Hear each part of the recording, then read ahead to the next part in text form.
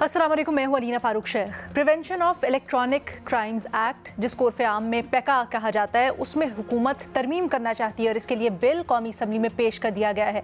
ये जो मुजव्वज़ा बिल है, इसकी कॉपी हमें मौसूल हुई है और इसके मुताबिक कुछ मेजर चेंजेस हैं जो कि सोशल मीडिया से मुतल्लिक हुकूमत करने का इरादा रखती है।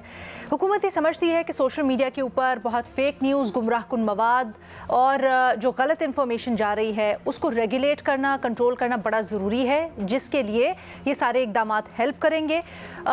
इसमें सबसे बड़ा जो सीधा कदम उठाए गए हैं वो आपके सामने हम रख देते हैं। ये बिल कहता क्या है?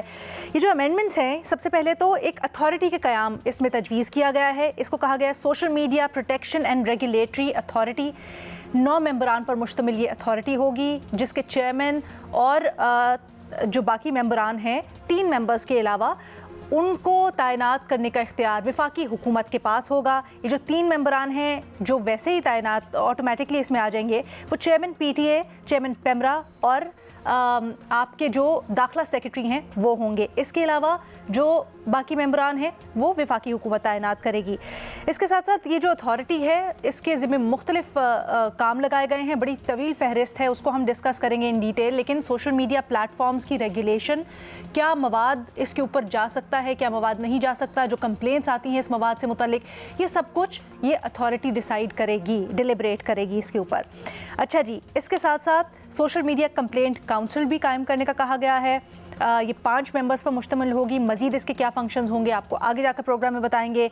और सबसे बड़ी बात, एक ट्राइब्यूनल कायम किया जाएगा सोशल मीडिया प्रोटेक्शन से मुतल्लिक, जो कि केसेस सुनेगा, जो कंप्लेंट्स आती हैं सोशल मीडिया जराइम से मुतल्लिक, और इसके जो मेंबर्स हैं, चेयरमैन हैं, उनको लगाना और चेयरमैन को हटाना, ये सब कुछ वफाकी हुकूमत के ज़िम्मे होगा। बिल में ये भी कहा गया है कि अगर फेक या फॉल्स इंफॉर्मेशन हो तो इसकी सज़ा 3 साल कैद, 20 लाख रुपए जुर्माना या दोनों में से कोई एक या दोनों भी हो सकते हैं। साथ ही साथ national cyber crime investigation agency के क़याम की भी बात की गई है और किस तरह से सारे जराइम होते हैं साइबर दुनिया में, ये जो शिकायत आएंगी इसको इन्वेस्टिगेट करने के लिए एक डेलीगेटेड इदारा या अथॉरिटी भी कायम कर दी गई है। अब सवाल ये पैदा होता है कि ये जो तजावीज़ दी गई हैं हुकूमत की जानिब से, जो दावा हो रहा है, क्या ये उसके ऊपर पूरा उतरती हैं? हमारे तजियाकारों की क्या राय है, जानते हैं। इस डिस्कशन के लिए हमें ज्वाइन करें शहजाद इकबाल साहब, रीमा उमर साहिबा, उमर चीमा साहब और सलीम साफ़ी साहब भी हमारे साथ मौजूद हैं। रीमा, आपसे शुरू करते हैं। सबसे पहले थोड़ा समझना चाहेंगे, इस अथॉरिटी के क़याम से ही स्टार्ट करते हैं। क्या राय है आपकी, ये जो हुकूमत दावा कर रही है कि इससे सोशल मीडिया की रेगुलेशन में जो जराइम है सोशल मीडिया के ऊपर, उनको काबू करने में मदद मिलेगी, क्या वाकई में ऐसा हो पाएगा? ये जो तजावीज़ हैं इनके नतीजे में? जी शुक्रिया रीना। मैं अथॉरिटी से नहीं शुरू करना चाहती बिकॉज ये बहुत ही एक कॉम्प्रिहेंसिव डिटेल्ड अमेंडमेंट है और अथॉरिटी की जो पावर्स है वो भी बहुत तफसील से बयान की गई हैं। बट ओवरऑल मैं इस अमेंडमेंट पे बात करना चाहती हूँ। आपने जैसे अपने इंट्रोडक्शन में बताया, 4 नई अथॉरिटीज़, ट्राइब्यूनल, सेल्स और एजेंसीज कायम की गई हैं इस और मतलब प्रपोज की गई हैं इस बिल के तहत। उसमें एक तो अथॉरिटी है, उसमें एक सेल है, उसमें एक ट्राइब्यूनल है और उसमें एक इन्वेस्टिगेटिंग एजेंसी है।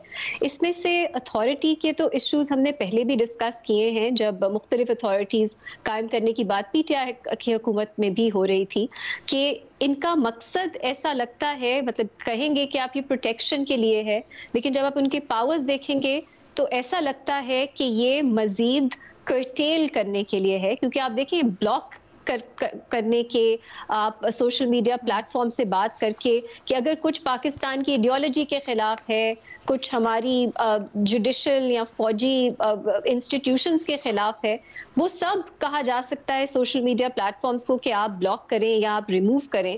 और हमने पहले भी देखा है कि अक्सर सोशल मीडिया प्लेटफॉर्म्स एग्री नहीं करते, तो फिर क्या होगा? एक टेंशन की ही सिचुएशन रहेगी क्योंकि ये जो टर्म्स है, ये लैंग्वेज है, ये बहुत ब्रॉड है। एक चीज ऐड की गई है कि जो अनलॉफुल एक्ट्स हैं उसमें आपने ये डाला है aspersion means spreading false and harmful information which damages the reputation of a person. Already पीका में इस तरह के बहुत से कवानीन हैं जो डील करते हैं इस तरह के ऑफेंसेस से। सो ये aspersion वाला एलिमेंट ऐड करना, इसकी मुझे सेंस नहीं बनती। और फाइनली एक जो मजीद ऑफेंस ऐड किया गया है, false and fake information that is likely to cause a sense of fear or insecurity.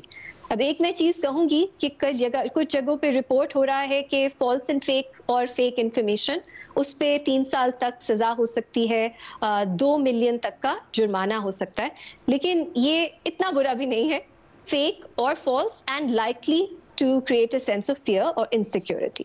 सो उसको उन्होंने क्वालिफाई करने की कोशिश की है, और एंड है तो मैं इसको इसी तरह पढ़ूंगी। फिर भी ये बहुत ब्रॉड है, लेकिन क्वालिफाई इसको करने की कोशिश की गई है, create a sense of fear and insecurity. तो इसकी भी अगेन अलीना, फेक न्यूज़ हम पहले भी बात कर चुके हैं कि फेक न्यूज़, और मेरा ख्याल है उमर यहाँ पे उनका बहुत एक स्ट्रॉन्ग पॉइंट ऑफ व्यू है कि सोशल मीडिया की रेगुलेशन की ज़रूरत है पाकिस्तान में। लेकिन if I am not mistaken, Umar please correct me, उनका भी यही मौक़िफ़ था कि क्रिमिनल सज़ाएं नहीं होनी चाहिए। तो फेक न्यूज़ पे क्रिमिनल सज़ा 3 साल तक की मैं सुनना चाहूँगी उनका इस पे क्या पॉइंट ऑफ व्यू है। मेरे लिए तो ये एक्सेसिव है, इवन दो उन्होंने ऐड की है ये qualification, create a sense of fear and insecurity. मेरी उम्मीद ये है अलीना, मैं इस पे ख़त्म करूंगी, कि ये एक बहुत मेजर पीस ऑफ लेजिस्लेशन है, अमेंडमेंट है। आज अगर ये नेशनल असेंबली में पेश हुई है, इस पे डायलॉग, डिस्कशन की बहुत ज़रूरत है। इसको इस फॉर्म में पास करना डिलिबरेशन के बगैर, और इसमें आई वुड होप कि गवर्नमेंट एक बोनाफाइड तरह से जर्नलिस्ट की बॉडीज से, सिविल सोसाइटी से, मजीद स्टेक होल्डर से इनपुट ले और उसको गुड विल के साथ कंसिडर करे। क्योंकि अगर ये इस फॉर्म में पास हो जाता है, अभी तो हमें वक्त लगेगा इसको समझने के लिए, ये इस कदर सिग्निफिकेंट फार रीचिंग लेजिस्लेशन है, वक्त लगेगा समझने में, उसमें बहुत से इश्यूज और आएंगे। मैंने आपको आधे घंटे में जो समझ आए कुछ मैंने आइडेंटिफाई किए हैं, तो उसके बाद मजीद आगे बढ़ना चाहिए। लेकिन हमने देखा है इस हुकूमत में बहुत रश तरह से लेजिस्लेशन होती है, सो आई होप वो ना हो और इसको कंसिडर करके इनपुट लेके फिर ही आगे बढ़ा जाए। बिल्कुल दुरुस्त। अच्छा, एक और भी इसकी शिक है जिसमें अनलॉफुल और ऑफेंसिव ऑनलाइन कंटेंट की बात की गई है। उसमें जो जिस तरह से डिफाइन किया गया है अनलॉफुल या harmful online, offensive online content को, उसमें भी कुछ प्रॉब्लम्स है। जैसे फॉर एग्जांपल इसकी GH अगर आप शिक पढ़ें 2 पढ़ें, जिसमें कहते हैं एज फॉर एग्जांपल कि किसी इंसान जो कि जुडिशरी, आर्म्ड फोर्सेस या पार्लियामेंट या प्रोविंशियल असम्बली से ताल्लुक़ हो, उसके ख़िलाफ़ भी एस्पर्शंस या कोई भी ऐसा मवाद जिसको लगे कि वो भड़काने वाला या गलत इन्फॉर्मेशन है, उसके ख़िलाफ़ भी कार्रवाई हो सकेगी। जर्नलिस्ट का तो काम ही यही होता है कि पॉलिटिशियंस और पार्लियामेंटेरियंस और इनके ख़िलाफ़ बात होती है। उमर, किस तरह से यहाँ पर डिस्टिंग्विश किया जाएगा जो मेन मुद्दा है कि फ़ेक कौन सी इन्फॉर्मेशन है और वो इन्फॉर्मेशन जो सिर्फ हुकूमत के ख्याल में फ़ेक नहीं है बल्कि जेन्युइनली उसके ऊपर एक्शन होना चाहिए। और तब ख़ास तौर पे जब सारी की सारी जो अथॉरिटीज़ हैं उसकी ओवरसाइट फेडरल हुकूमत के पास ही है। अलीना, ये जो आपने बात की ना, इससे मुझे एक मुकालमा याद आ गया जो बेनज़ीर भुट्टो और जनरल मुशर्रफ के दरमियान हुआ था। कोई इनका सिक्योरिटी का इशू चल रहा था। बेनज़ीर भुट्टो को सिक्योरिटी के हवाले से कुछ कंसर्न से कि जितनी उनको सिक्योरिटी चाहिए वो नहीं मिल रही। तो जनरल मुशर्रफ ने कहा कि your security depends on the nature of our relationship. अब ये है कि देखिए, अब ये जो वेगनेस रखी जाती है ना, वो डिपेंड करती है on the nature of relationship कि इसमें गवर्नमेंट अपने पास सारे इख्तियारात अपने पास रखना चाहती है। वो लोगों के लीगल राइट्स को एक्सेप्ट ही नहीं करती। वो नहीं समझती कि वो अपनी मर्जी से बात कर सकते हैं। उनको लगता है कि किसी टाइम भी चीजें कंट्रोल करनी पड़े तो हम जो है उनकी तशरीह अपनी मर्जी से कर लें। अब मैं भी जिस तरह हमें ड्राफ्ट जो है अभी जो मिला, तो मैं बड़ा क्यूरियस था। मैं देख रहा था कि इधर को फेक न्यूज को इन्होंने को डिफाइन किया या नहीं किया। और जो बातें रीमा भी बता रही है जी कि जो फेक हो, फाल्स हो, या ये है कि उससे किसी को नुकसान हो, ये हो वो। अच्छा, नुकसान जो है वो तो सच्ची खबर से भी हो सकता है किसी को। कि एक सच्ची खबर आपने दी है, उससे भी कई लोग जो है वो विक्टिम होते हैं।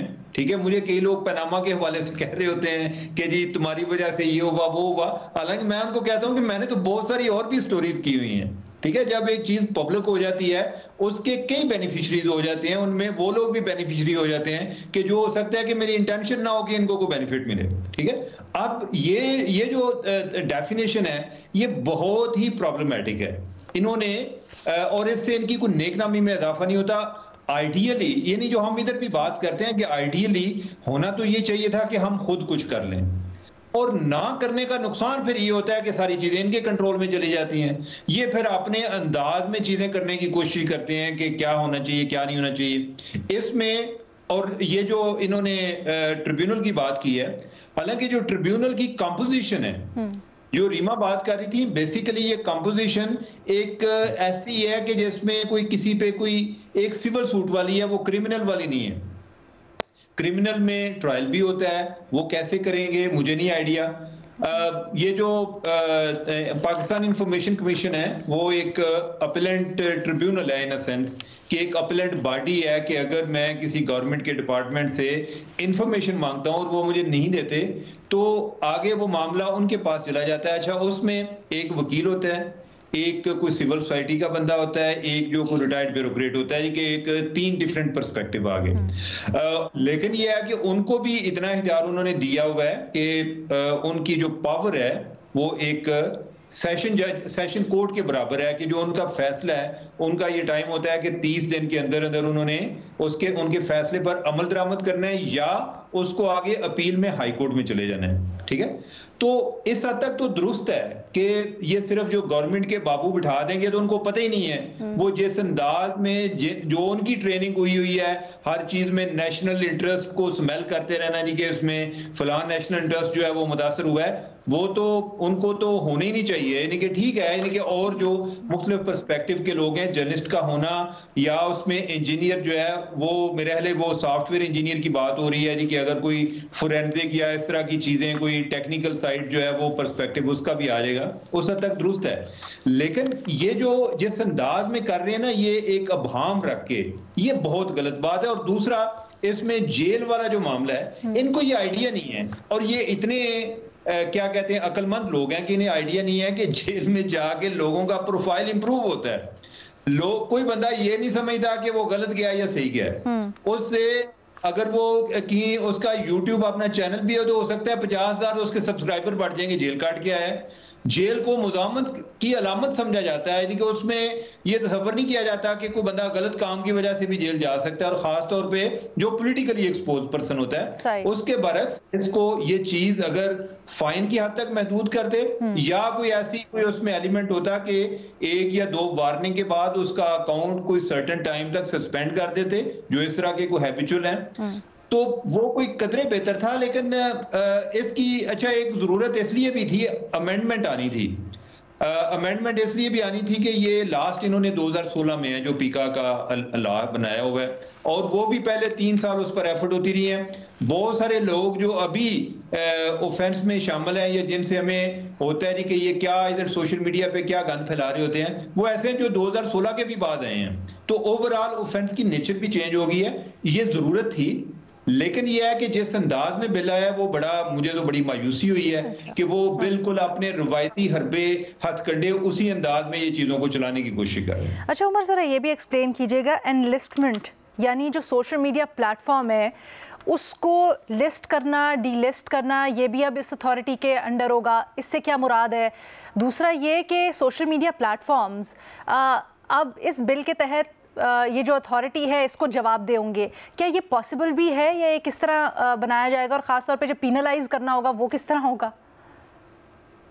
अलीना, मेरे ख्याल है कि इस चीज़ की ज़रूरत है। अथॉरिटी का मुझे नहीं आइडिया कि ये किसके पास मामला होना चाहिए था, लेकिन चूंकि रेलेवेंट ये हैं तो ये किसी ना किसी जगह पे तो टेकअप होना है। अगर हम जो अभी जो एक इसके रेलेवेंट एक एग्जांपल है वो ब्राजील के हवाले से है कि ब्राजील में उधर एक फेक न्यूज़ के हवाले से एक ट्रिब्यूनल बना हुआ है सुप्रीम कोर्ट के जज का, और उन्होंने इनको कुछ अकाउंट्स का कहा एक्स वालों को कि पता नहीं को 137 अकाउंट से या कोई इतने थे कि इनको रिमूव किया जाए या ब्लॉक किया जाए। उन्होंने नहीं किए, उन्होंने उनको उधर फाइन कर दिया। ठीक है। अब जो है वो कंप्लायंस में आ रहे हैं। सोशल मीडिया जो कंपनीज हैं ये भी तो बिल्कुल अपने आप को कानून से बलतर समझते हैं ना। इनकी नजर में इन्होंने फ्री स्पीच इनके लिए एक बिजनेस अपॉर्चुनिटी है, यानी कि फ्री स्पीच से वो मतलब ये लेते हैं कि अगर कोई फैक्ट चेकिंग की जरूरत आए ना तो इससे उनका बिजनेस मुतासर होता है। तो जो जिसके मुंह में आए वो चलाता जाए तो उससे उनका बिजनेस प्रमोट होता है। तो मेरा ख्याल है कि ये तो होना चाहिए इनके लिए, सोशल मीडिया कंपनीज हैं इनके लिए कोई ना कोई सिस्टम होना चाहिए। इसके कतई नजर के अथॉरिटी कैसे काम कर रही है, अथॉरिटी के मेंबर्स कौन कौन है, उनको कैसे पावर मिल रही है, ये वाली काम बिल्कुल होना चाहिए, दुरुस्त है। अच्छा शहजाद इकबाल साहब, आपके मेजर टेकअवेज क्या थे इस लेजिस्लेशन से, और जो तजावीज़ दी गई हैं आपको माकूल लग रही हैं? बहुत शुक्रिया अलीना। पहले तो मैं भी ये डिस्क्लेमर दे दूं कि मैंने भी ये जल्दी में पढ़ा हुआ है, इस पे आई थिंक फर्दर डेलिब्रेशन की जरूरत है। और आज अगर कौमी असेंबली में पेश हुआ है, उम्मीद की जाती है कि वहां से भी जल्दबाजी में पास नहीं होगा। कमिटीज उसको देखेंगी और जितने स्टेक होल्डर्स हैं, चाहे उसमें जर्नलिस्ट बॉडीज हों या सिविल सोसाइटी हो, वो उसको देखे और फिर इस पर अपनी राय दे, उसके बाद ही इस पर आगे बढ़ना चाहिए। क्योंकि जैसे भी रीवा ने भी एक्सप्लेन किया, क्योंकि जब भी हम क्रिमिनल पनिशमेंट की बात करते हैं वहां पे एक डाउट ये जरूर रहता है कि शायद ये अपने मुखालफिन के खिलाफ कानून इस्तेमाल किया जाएगा। अच्छा देखिए, तो मैं आपको मिसालें दे देता हूँ ना कि टीवी को जब आप एक प्लेटफॉर्म है, जब आप कहते हैं कि पैमरा जो है वो रेगुलेट करेगा, तो वो टीवी चैनल्स को रेगुलेट करता है, वो उसके यूजर्स को रेगुलेट नहीं करता। आज जो हमारा प्रोग्राम देखेंगे रिपोर्ट कार्ड, उनको रेगुलेट नहीं करता पैमरा, आपके प्रोग्राम को रेगुलेट करेगा या आपके इदारे को रेगुलेट करेगा। इसी तरह अखबार जो है उसकी डे टू डे बेसिस पे तो रेगुलेशन नहीं होती है, लेकिन इंफॉर्मेशन मिनिस्ट्री पे आप एक डिक्लेरेशन देते हैं, यानी कि अगर आपने कोई बड़ी वायलेशन की है तो फिर आपका लाइसेंस क्या मनसूख हो सकता है, क्या सस्पेंड हो सकता है, वो मामला इंफॉर्मेशन मिनिस्ट्री के पास है। अब सोशल मीडिया के हवाले से मामला ये है कि एक प्लेटफॉर्म है और उसको मुख्तलिफ लोग इस्तेमाल करते हैं, न सिर्फ इंफॉर्मेशन हासिल करने के लिए बल्कि इंफॉर्मेशन देने के लिए भी। और यहाँ पे ये जो इस वक्त हमारे सामने डिजिटल राइट्स प्रोटेक्शन अथॉरिटी या ये जो पूरा कानून है, इसमें दो चीजों को एड्रेस होना चाहिए और मुझे लगता है कि ज्यादा फोकस एक ही चीज पर है। यानी कि पहला ये कि जो प्लेटफॉर्म है उनकी क्या जिम्मेदारी है, उनको कैसे रेगुलेट किया जाएगा, और दूसरा पे जो यूजर्स हैं उनको कैसे रेगुलेट किया जाएगा। तो जो पहला बात है कि आपने प्लेटफॉर्म कैसे रेगुलेट करना है, मेरे ख्याल से वो तो एक नॉन स्टार्टर है और उसकी वजह भी मैं आपको बताता हूं, लेकिन पहले जरा दो जुमले ये पढ़ लें कि जो इसका सेक्शन 2 भी है जो बताता है powers and functions of the authority, उसमें मिसाल के तौर पे जो इसका एफ है वो कहता है regulate enlistment of social media platforms, उसका जी कहता है grant, renew, refuse, suspend and revoke enlistment of social media platforms, और नंबर इसका जो एच है वो कहता है टू पार्शियली और fully block social media platform if it fails to comply with the provisions under this act until the compliance is made। मतलब यह है कि हमारे यहाँ कोई भी चाहे बड़े से बड़ा प्लेटफॉर्म हो, इस 250 मिलियन की पॉपुलेशन, 25 करोड़ की हमारी आबादी है, लेकिन कोई अपना दफ्तर यहाँ पे खोलना नहीं चाहता, वो इनलिस्ट नहीं करवा रहा अपने आप को। यानी कि जो इसकी कंप्लायंस है उनकी तरफ से वो तो आप समझ लें कि जीरो होगी।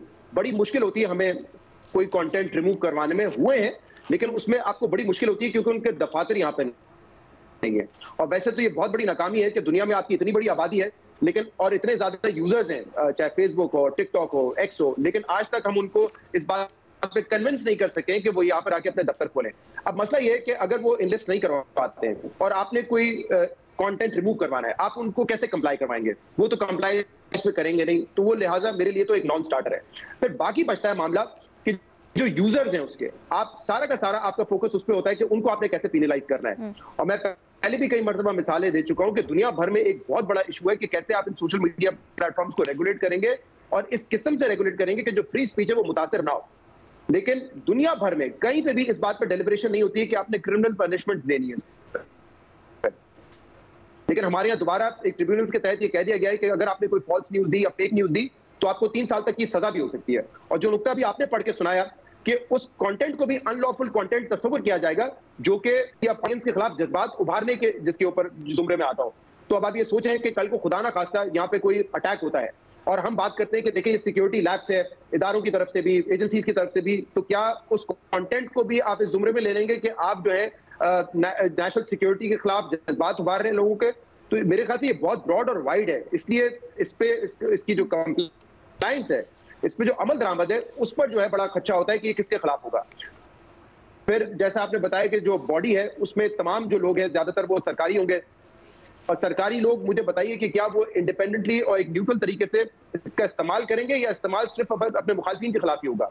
तो हमारे यहाँ मेरे ख्याल से ये जो दो प्रॉब्लम्स है इस इसको हम पता नहीं, हम तो बार बार बात करते हैं लेकिन इसको एड्रेस करना बड़ा मुश्किल हो गया कि आप सिविल पनिशमेंट्स की तरफ जाएं, क्रिमिनल पनिशमेंट्स की तरफ ना जाएं। दूसरा ये बहुत बड़ा फर्क है मिस इन्फॉर्मेशन और डिस इन्फॉर्मेशन। हमने बहुत पहले इस पे प्रोग्राम किया था, इनफैक्ट मुझे याद है पीडीएफ में एक डॉक्यूमेंट आया था जिसमें उन्होंने बाकायदा एक्सप्लेन किया था कि मिस इन्फॉर्मेशन क्या है, डिस इन्फॉर्मेशन क्या है। इसमें कोई ऐसी डेफिनेशन नहीं है। मिस इन्फॉर्मेशन उस बात को हम करते हैं कि आपने कोई खबर दे दी और हो सकता है कि आपके सोर्सेज ने गलत वो बात की हो, लेकिन आपने डेलिबरेटली कोई फेक न्यूज फैलाने की कोशिश नहीं की है। डिस इन्फॉर्मेशन उसको आप कहते हैं कि जिसमें डेलिबरेटली आप कोई फेक न्यूज फैलाने की कोशिश कर रहे हैं और कोई अफवाह से आप किसी को मुतासर करने की कोशिश कर रहे हैं, उसकी यहाँ पे डेफिनेशन नहीं है। तो इसको किस तरह से परखा जाएगा, क्योंकि क्रिमिनल केस में तो आपने इंटेंट जानना है। तो अगर किसी सहाफी ने या किसी ब्लॉगर ने कोई खबर दे दी है और वो खबर जाली साबित होती है, हो सकता है उससे कोई नुकसान भी किसी का हो, तो ये आप कैसे एस्टैब्लिश करेंगे कि उसने जानते बूझते वो गलत खबर दी है और वो एक डिसइंफॉर्मेशन थी। तो मेरे ख्याल से उसको भी इसमें नहीं एड्रेस किया गया है। तो मुझे तो लगता है कि सारा का सारा फोकस जो है वो फिर यूजर्स पे है। प्लेटफॉर्म्स को आप आज तक यहाँ पे नहीं लेकर आ सके हैं। ये अथॉरिटी अब अगर बनाई है तो मेरे ख्याल से बाकी चीजों पे अमल दरामद करने से पहले इस अथॉरिटी का ये टेस्ट होगा कि एक 250 मिलियन का मुल्क जहां पे बेतहाशा यूजर्स हैं इन प्लेटफॉर्म्स के, कि आप उनको पाकिस्तान लाके रजिस्टर करवा सकते हैं, इनलिस्ट करवा सकते हैं या नहीं करवा सकते। अगर आप नहीं करवा सकते तो फिर सारा फोकस मेरे ख्याल से उनके यूजर्स पर ही होगा। शहजाद, ये आपका बड़ा दिलचस्प पॉइंट है, क्योंकि अभी जब उमर से सवाल हुआ तो उमर ने कहा, ब्राजील की मिसाल दी और उन्होंने कहा कि पहले वहां पर भी नहीं होता था, अब कवानीन आ गए हैं तो वहां पर जो सर्विस प्रोवाइडर्स हैं वो मजबूर हो गए हैं कंप्लायंस के लिए, तो यहाँ पर भी अब कानून आ जाएगा। पॉइंट अगर ऐड कर दूं, बहुत सारे यूरोपियन ममालिक में ऐसा हुआ है कि वहां पे ऑब्वियसली उनके दफातर हैं और जो उनके अपने लॉज हैं तो वो फोर्स करते हैं इन प्लेटफॉर्म्स को कि वो कंप्लाई करें in according to the law of the country. European Union के जो लॉ है ब्रॉडली उनको कंप्लाई करें। ठीक है। इंडिया में आपको पता है कि बड़ा मुश्किल होता था कंटेंट हटाना किसी चीज को, लेकिन वहां पे एक अथॉरिटेरियन रूल था मोदी का, उन्होंने तो फोर्स किया और मेरे ख्याल से एक हमला भी हुआ था जब ये ट्विटर के ऑफिस पे, और उन्होंने मेक श्योर किया कि वो जो भी कंटेंट कहेंगे वो हटाएंगे। उसमें एक अलग किस्म का प्रॉब्लम आता है क्योंकि जो प्योरली जमहूरी मुल्क नहीं होते या जहाँ पे अथॉरिटेरियन रूल होता है मोदी की तरह, वहां पे वो कौन सा कंटेंट हटवाते हैं, वो नहीं, वो कंटेंट हटवाते हैं जो कि उनकी हुकूमत को चैलेंज करता है। ऐसा कोई कंटेंट जो कि जमहूरियत के खिलाफ होगा या उनके मुखालफिन के खिलाफ जा रहा होगा उसको वो कभी नहीं हटाएंगे। तो वहां पे एक अलग किस्म का प्रॉब्लम आ जाता है। लेकिन मेरे ख्याल से हमारे सामने जो एक मिसाल है यूरोपियन कंट्रीज की, वहां पे जो लॉज उनके अपने हैं वो कोशिश जरूर करते हैं कि जो ये प्लेटफॉर्म्स है वो कंप्लाई करें in according to their law.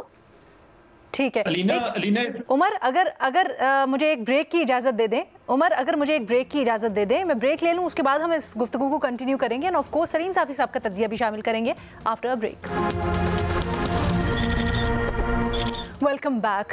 कौमी असम्बली में पेका तरमीमी बिल पेश हुआ है, इसी के ऊपर हम तज्जिया तबसरा कर रहे हैं और यहाँ पर यह भी आपको बताते चलें कि इसके ऊपर PFUJ ने शदीद मजम्मत की है, तहफ़्फ़ुज़ात का इजहार किया है और उन्होंने ये कहा है कि उनसे वादा खिलाफ़ी हुई है।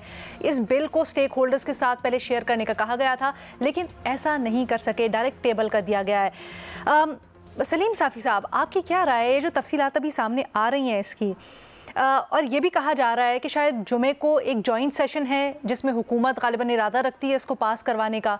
सर, इस तरह के इक़दाम क्या वाकई में जो हुकूमत चाहती है, fake news, miss information, disinformation के फरीद को काबू करना, उससे हो सकेगा या फिर आपको लगता है कि एक ला हासिल चीज़ होगी और फिर से उसी सिलसिले में जा रहे हैं जहाँ कंट्रोल होता है सिर्फ?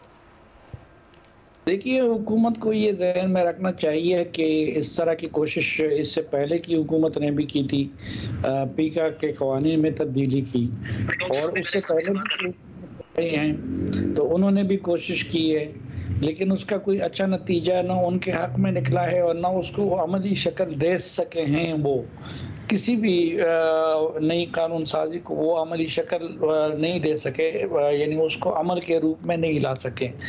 बेहतर यही होगा, देखिए कोई नहीं चाहता कि फ़ेक न्यूज़ का ख़ात्मा हो। फ़ेक न्यूज़ एक मसला है, फ़ेक न्यूज़ का ख़ात्मा चाहिए। फ़ेक न्यूज़ अगर इसी तरह रहे तो वो किसी बहुत बड़े फितने का बायस बन सकता है। लेकिन हुकूमत को मेरे ख्याल में अगर सही रूह के मुताबिक अमल किया जाए तो पहले से मौजूद कवानीन से भी इन मसाइल का अजाला हो सकता है। और इसी तरह एक तरफ अगर हतक इज़्ज़त के कानून को मजबूत करने की ज़रूरत है तो दूसरी तरफ अगर कोई अपना केस साबित ना कर सके और इल्ज़ाम लगा ले तो उसके लिए भी सख्त से सख्त सज़ा की ज़रूरत है। लेकिन नई अथॉरिटियाँ बनाने की बजाय और नए फोरम बनाने की बजाय मेरे ख्याल में पहले से मौजूद फोरम पे इक्तिफा करना चाहिए। सर, कहा जाता सॉरी माजरत। जी जी जी जी बताइए सर। नहीं आप कंप्लीट करें पहले।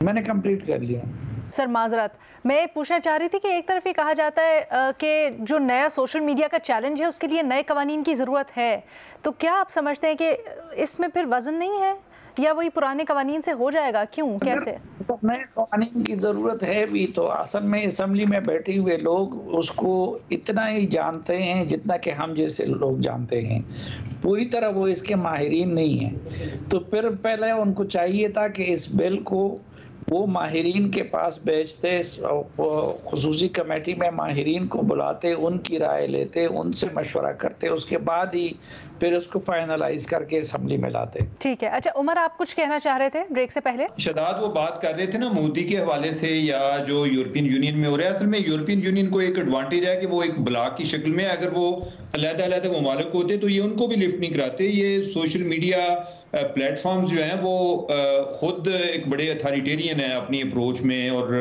अपनी इंटरप्रिटेशन में, कि जो उन्होंने चीज़ें रोकनी हो वो उनके ख्याल में रिस्पॉन्सिबल स्पीच है, जो ना रोकनी हो तो उसको फ्री स्पीच कहते हैं। इवन ये ब्राज़ील में भी चैलेंज जब आया तो उस टाइम उन्होंने इनको 5 मिलियन फाइन किया, $5 मिलियन। फिर उन्होंने कहा कि अगर ये अपना इधर बंदा नहीं रखेंगे और दूसरा ये फाइन पे नहीं करेंगे तो जो सुप्रीम कोर्ट का जज है उसने कहा कि हम इसको सर्विस ब्लॉक कर देंगे। उसके बाद उन्होंने ये किया है। अब ये जो गलती है ना, ये गवर्नमेंट के पार्ट पर नहीं है, ये बजाते खुद अपने आप को किसी को जवाब देनी समझते। और मेरा ख्याल है कि इनके मामले में जरा सख्त रवैया इख्तियार करना चाहिए कि जिसमें इनको किसी तरह लाया जाए। इवन ये जो इन्होंने ट्विटर के हवाले से एक्शन लिया हमारी गवर्नमेंट ने, ऐसा करने की बजाय अगर ये भी उनको कोई फाइन करते ना, कोई एक लीगल तरीके से चीजों को लेकर चलते जिससे उनकी ओवरऑल रेपुटेशन एट रिस्क होती, वो ज्यादा बेहतर तरीका था, बजाय इसके कि एक चीज ब्लॉक भी की होती है फिर आप मानते भी नहीं, आप झूठ भी खुद ही बोलते रहते हैं, खुद ही उसमें जो बदनाम भी हो रहे होते हैं। तो हमारी अप्रोच जो है इसको जरा बेहतर करने की जरूरत है। जवाब देना चाहेंगे शहजाद? नहीं, मैं टोटली एग्री करता हूं इनसे। इनफैक्ट अगर आप देखें दो चीजों को, कि जैसे जैसे सोशल मीडिया का राइज हुआ है वैसे वैसे दुनिया भर में जो पॉपुलिस्ट लीडर्स हैं उनका भी एक राइज हुआ है, क्योंकि वो बिल्कुल यही कहते हैं, वो बात तो ये करते हैं कि हम फ्री स्पीच के हक में हैं, लेकिन फ्री स्पीच में उनको वो पसंद आती है जो उनके मतलब की हो। इनफैक्ट अभी यूरोपियन ममालिक तो खुद जो है फ्री स्पीच के हवाले से हमेशा बात करते हैं, लेकिन एलन मस्क टाइप लोग जो है, जो कि ना सिर्फ इस वक्त दुनिया की वेल्थ जो है मेजॉरिटी वेल्थ, वो 3-4 लोग जो आपने देखा था, एक पिक्चर आई थी इनॉग्रेशन के वक्त के, मार्क जुकरबर्ग, जेफ बेजोस और एलन मस्क बैठे हुए थे, तो बताया जा रहा था कि $8 ट्रिलियन उनकी वेल्थ है। ना सिर्फ वो उस वेल्थ को कंट्रोल करते हैं, बल्कि 60-70% जो इस वक्त इंफॉर्मेशन फ्लो है वो भी उन्हीं के जरिए कंट्रोल होता है। तो ये बात बिल्कुल दुरुस्त है कि इस वक्त यूरोपियन कंट्रीज जो कि फ्री स्पीच, अच्छा यहाँ पर एक मसला भी है, ये तो बात है, लेकिन वहीं से चाहे वो मेटा हो, चाहे मेटा प्लेटफॉर्म हो या चाहे एक्स का प्लेटफॉर्म हो, वहां पर जो गाइडलाइंस हैं उनको भी रिवाइज किया जा रहा है और बल्कि जो चेक्स एंड बैलेंसेस हैं उनको उतारा जा रहा है। तो क्या इस तरह के कवानीन अगर मुल्क अपनाते हैं तो वो बाइंडिंग भी होते हैं इन प्लेटफॉर्म्स के लिए, मौजूदा उसमें अमल दरामद हो सकता है नहीं? बट बिफोर दैट रीमा कुछ ऐड करना चाही थी। रीमा? अलीना, एक दो चीज़ें, अगर आप ये जो चारों मुख्तलिफ इदारे, सेल्स, अथॉरिटीज़ कायम की गई उन्हें देखें, अथॉरिटी है, काउंसिल है, ट्राइब्यूनल है, एजेंसी है, हमें ये बेहतर प्रैक्टिस ये होती है कि आप जुडिशरी को, क्योंकि उनके पास एक सिक्योरिटी होती है, एक एटलीस्ट इंस्टीट्यूशनल कुछ इंडिपेंडेंस होती है, उनको रोल दिया जाए। इनमें जुडिशल इन्वॉल्वमेंट नहीं है। ट्राइब्यूनल की जो मैं बात कर रही थी, अब अगर कोई अथॉरिटी की डायरेक्शंस नहीं मानता, एक तो ट्राइब्यूनल की हमें एग्जैक्ट जुरिस्डिक्शन का नहीं पता, लेकिन दूसरा अगर कोई अथॉरिटी की डायरेक्शंस नहीं मानता तो वो अथॉरिटी जो है वो ट्राइब्यूनल के पास जा सकती है। तो इसके पास इख्तियारात काफ़ी ज़्यादा होंगे, लेकिन फेडरल गवर्नमेंट है वो 3 लोगों का ट्राइब्यूनल बना देगी और उनके पास ये भी पावर है कि जितने मर्जी ट्राइब्यूनल्स बनाए, उसके बाद जो अपील है वो सुप्रीम कोर्ट में जाए। मुझे लगता है ये जो एक स्क्रूटनी का या ओवरसाइट का एलिमेंट है, इसमें मिसिंग है। दूसरा, जब हम फेक न्यूज़ देखें, फेक न्यूज़ उन्होंने डिफाइन नहीं किया, लेकिन दो तरह से इस अमेंडमेंट में उसका जिक्र है। एक तो उन्होंने क्रिमिनल पनिशमेंट जो है फेक और फॉल्स न्यूज़ जिसकी वजह से सेंस ऑफ फियर या इनसिक्योरिटी फैले, ये है। दूसरा है कि आप जो अथॉरिटी है, अगर it is known to be fake और फॉल्स और there exist sufficient reasons to believe. अब ये जो अथॉरिटी है जो फेडरल हुकूमत ने जिसको इस्टेब्लिश किया है, नॉमिनेट किया है, उस अथॉरिटी के लोगों को के पास रीजंस हैं टू बिलीव कि कोई इंफॉर्मेशन फेक है या फॉल्स है, तो वो उसको ब्लॉक करने का कह सकते हैं या उसको डिलीट करने का कह सकते हैं। मेरा ख्याल है ये अथॉरिटी के पास आपने बहुत ज्यादा इख्तियार दे दिया, क्योंकि अगेन ये अथॉरिटी कोई जुडिशल फोरम नहीं है, इंडिपेंडेंटली कैसे फैसला करेगी, लेकिन उसके पास रीजनेबल ग्राउंड्स है कि कोई इंफॉर्मेशन फेक है या फॉल्स है। ये भी इसमें है कि अगर मजलिस शूरा की कोई प्रोसीडिंग्स चल रही हैं, उसमें किसी ने ऐसी कोई बात कर दी जो स्पीकर ने कहा कि उनको एक्सपंज कर दे, तो वो भी सोशल मीडिया प्लेटफॉर्म्स पे नहीं दिखाया जाएगा। मतलब बहुत सी ऐसी चीजें हैं जो ऑड हैं इसमें। ओवरऑल अगर मैं एक बात कहूँ, इससे शायद मुल्क में डायलॉग हो, डिबेट हो, और हम सब जो हमारे डिटेल में पढ़ के उस पर अपना ओपिनियन दे सके। आई होप वो कंसिडर हो, और आपने जैसे कहा जॉइंट सेशन में इसको पास करने के भी इरादे लग रहे हैं, ऐसा ना हो, क्योंकि जैसे जैसे मैं पढ़ रही हूँ मुझे इनकंसिस्टेंसीज, कॉन्ट्रडिक्शंस, प्रॉब्लम्स मजीद नजर आ रही हैं। और सर क्या हम एक चीज़ और की बात कर सकते हैं, इसकी जो शिक नंबर 20 है जिसमें फेडरल गवर्नमेंट की पावर है टू इशू डायरेक्टिव्स, इसको थोड़ा सा एक्सप्लेन कीजिएगा हमारे लिए रीमा। क्या इसकी मुराद ये है डायरेक्टिव 2O नॉट 20 2O, इसमें कहते हैं power of federal government to issue directives. ये पेज नंबर 10 के ऊपर है, सबसे पहला पॉइंट।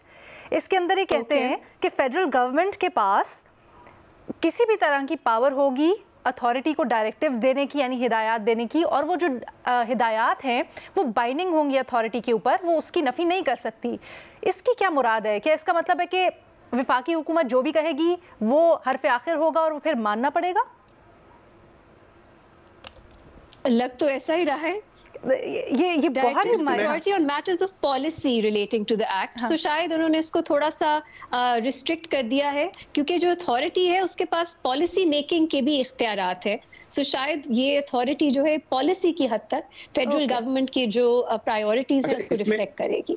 इसमें रीमा एक चीज सिर्फ ये बताइए, क्लैरिफाई कीजिए, क्योंकि पैमरा में भी हम देखते हैं कि काउंसिल ऑफ कंप्लेन होता है जिसमें ऑब्वियसली सिविल सोसाइटी के लोग होते हैं, वो आपको हियरिंग का मौका देते हैं। आई थिंक इसमें तो वो भी नहीं है, तो इसका मतलब ये पैमरा से भी ज्यादा सख्त है, और या तो अथॉरिटी फैसला करेगी या मामला सीधा ट्रिब्यूनल में जाएगा।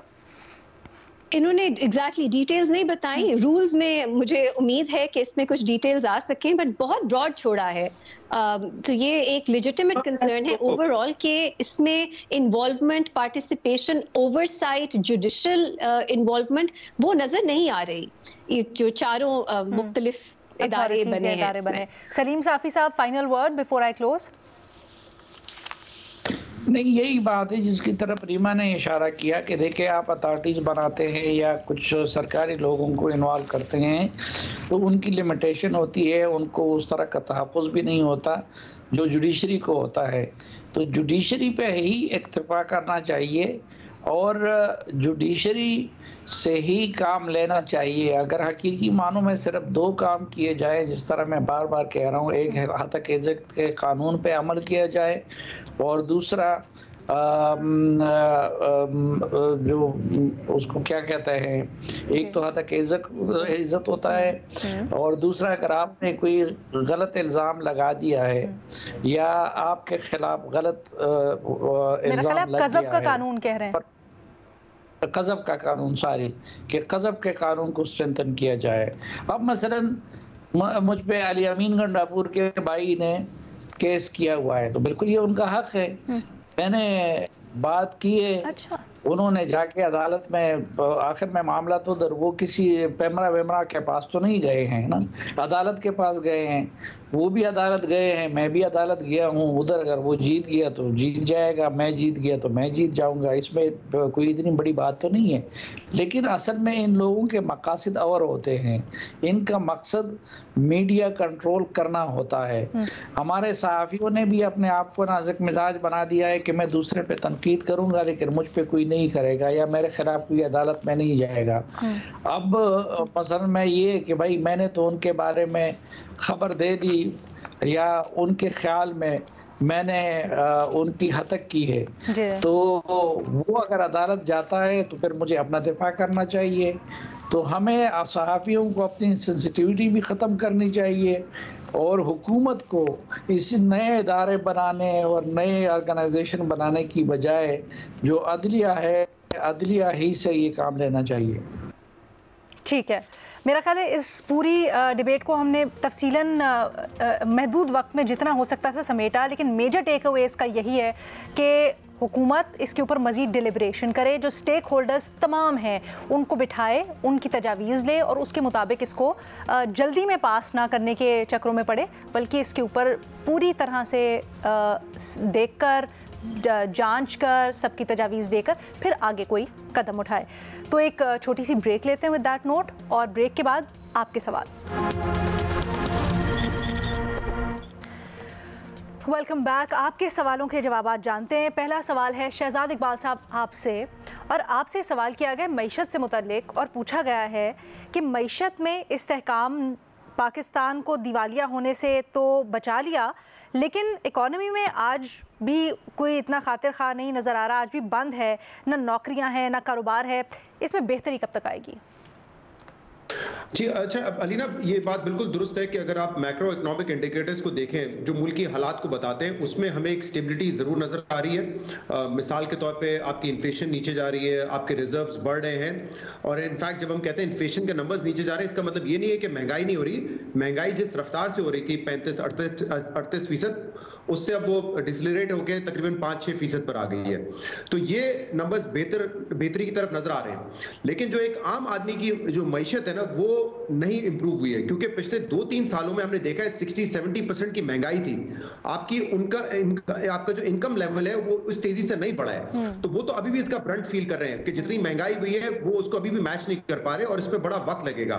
और वक्त के साथ साथ अगर उनके इनकम लेवल्स इंक्रीज होंगे तो फिर वो एक कंफर्टेबल सिचुएशन में होंगे, और वो उसी वक्त होंगे कि जब हम इस स्टेबिलिटी से निकल के ग्रोथ की तरफ जाएंगे, जिसके अनफॉर्चुनेटली अब तक ज्यादा आसार तो नहीं नजर आ रहे।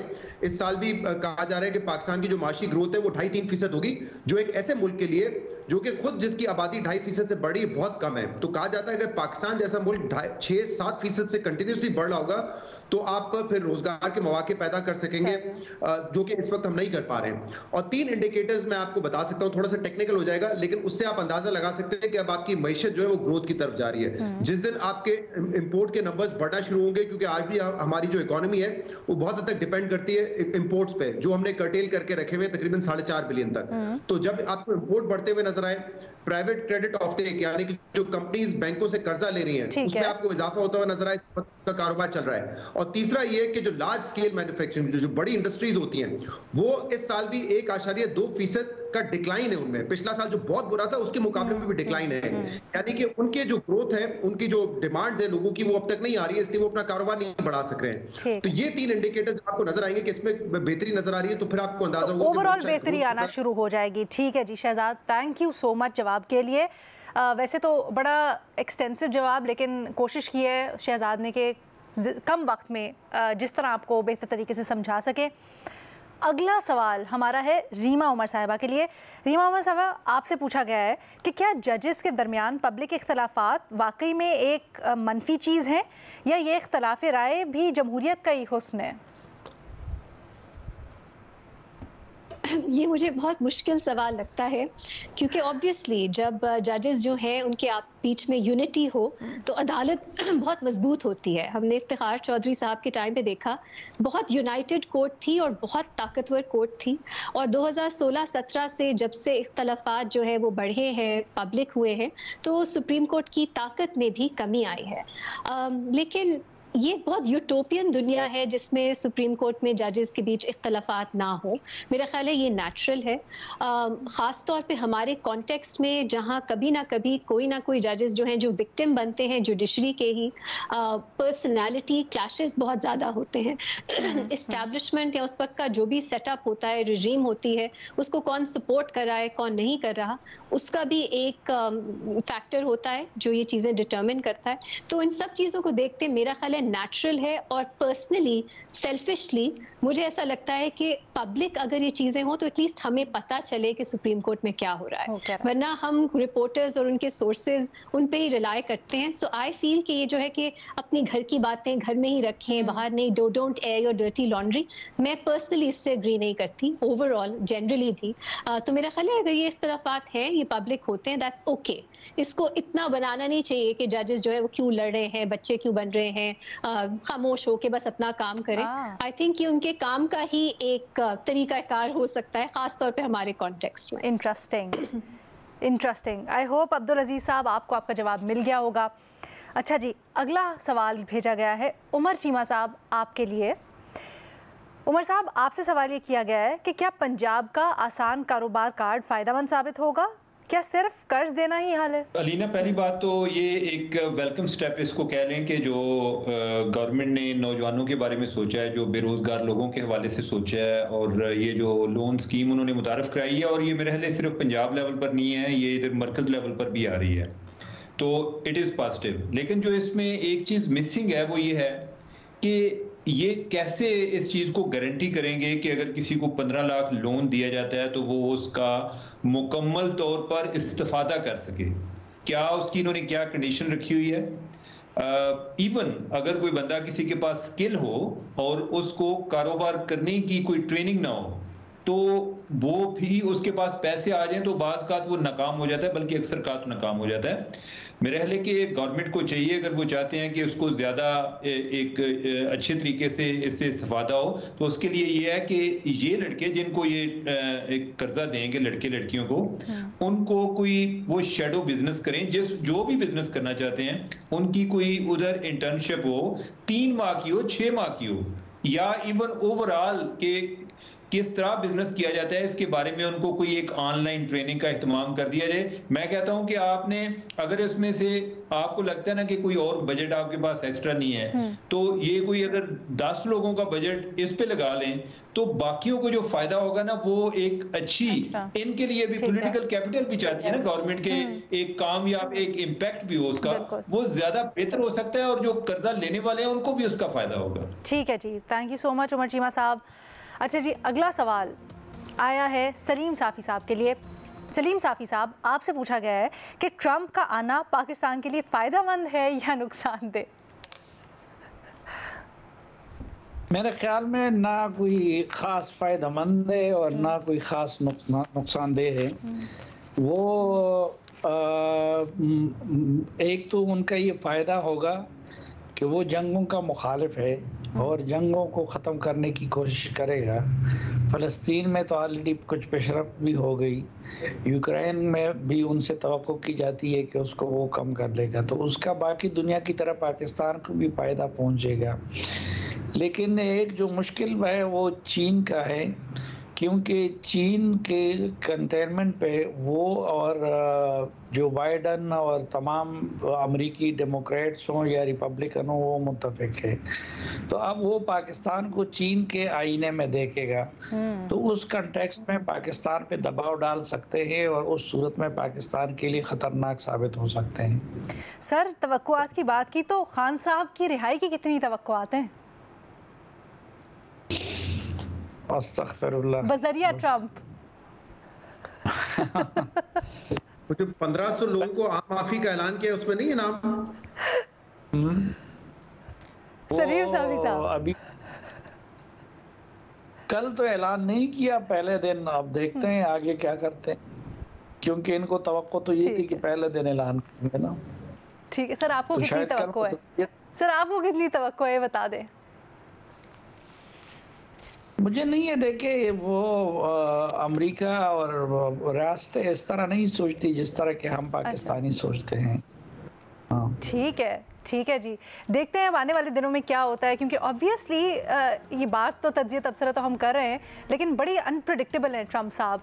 सो आपके सवालों के जवाब आपको मिल गए, इसी तरह से आपका हमारा राब्ता बना रहे, इसलिए जो एपिसोड है हमारी उसके नीचे तज्जियाकारों के लिए सवालात भेजते रहें, हम उनको प्रोग्राम का हिस्सा बनाते रहेंगे। अल्लाह हाफ़िज़।